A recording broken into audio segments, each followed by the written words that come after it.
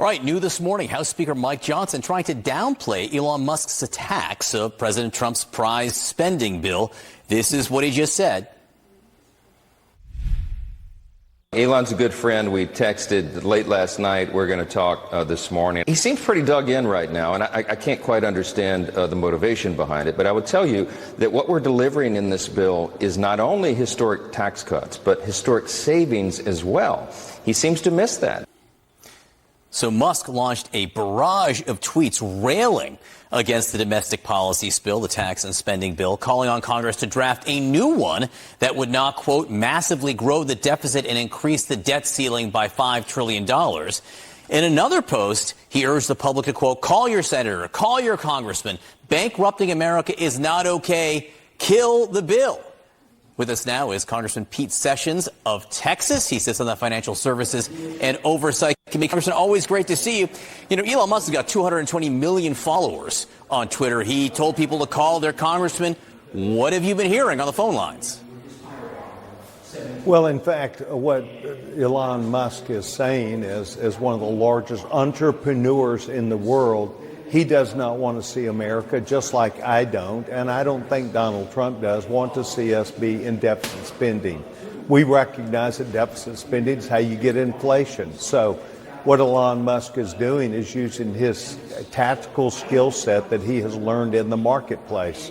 Members of Congress, senators, members of Congress, need to recognize that it is our responsibility to lower the deficit, and that is by changing or making less the amount of money that we spend or the amount of money that we allow to be in tax cuts. But the tax cuts are there to move the economy. They're there to bring back all over this nation, whether it be in Ohio, Pennsylvania, West Virginia, or wherever, bring back business. And that is what our bill is designed to do.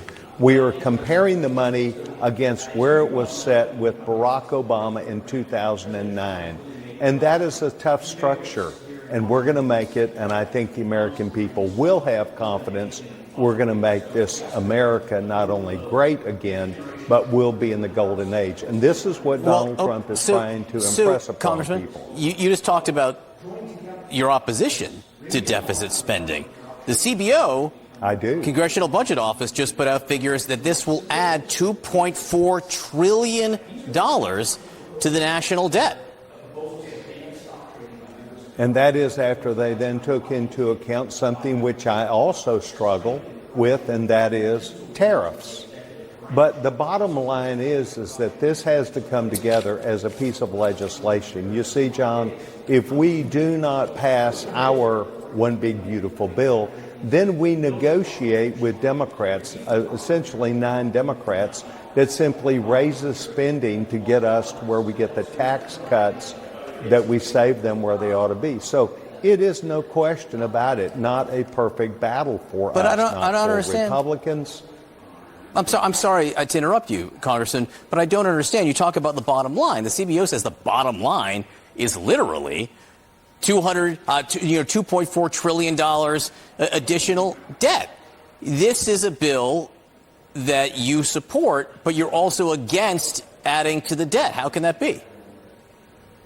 Well, it's going to go through the Senate, and we're going to find out what the Senate wants to do, and then we're going to make the final vote. I don't want to have any deficit spending, but what I'm trying to suggest to you is that we are stuck in a paradigm where we have to pass this ourselves. And as you know, there are lots of arguments about raising state and local taxes to where we had members that are in what might be called blue states. So it's a balance there. That is maybe almost $1 trillion. And so what we're trying to do is balance out where the American people get jobs and job creation. We really don't want to see people just leave these blue states because of taxes that they can't afford their property. So it is not a perfect world, John. Is Elon Musk right? Is this putting the United States in debt slavery? Well, if we actually go to $2.4 trillion after what the Senate does, then I think we're going to have to look at how we're going to come in and do something about that. But remember, what we did is we compromised. People like myself compromised. I'm also against raising state and local taxes. But we don't want everybody to move to Texas or Florida or Georgia. We want them to have a home too, and so we're trying to accommodate a lot of people. That is a big price. Do you think this will increase the debt by $2.4 trillion?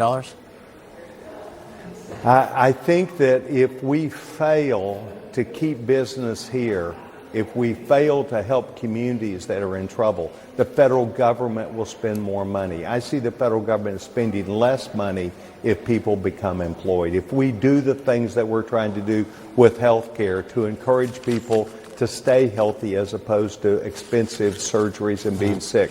Yes, I think there are a whole lot of ways for us to do this, John. It's a scorecard you look at, and I do too. And while I'm not happy with it, I did compromise my vote on state and local taxes, and I did it for my colleagues and for people who live in these high-tax states. I used to live in New Jersey when I was up at Bell Labs, couple, in middle 80s. And those are good people, and they have decided that they were going to raise their taxes, and we need to help keep business and people there. So I compromised myself. Isn't that kind of what we want us to do also? Yes. But do we want to have a debt? No, we don't. Congressman Pete Sessions, it's going to be an interesting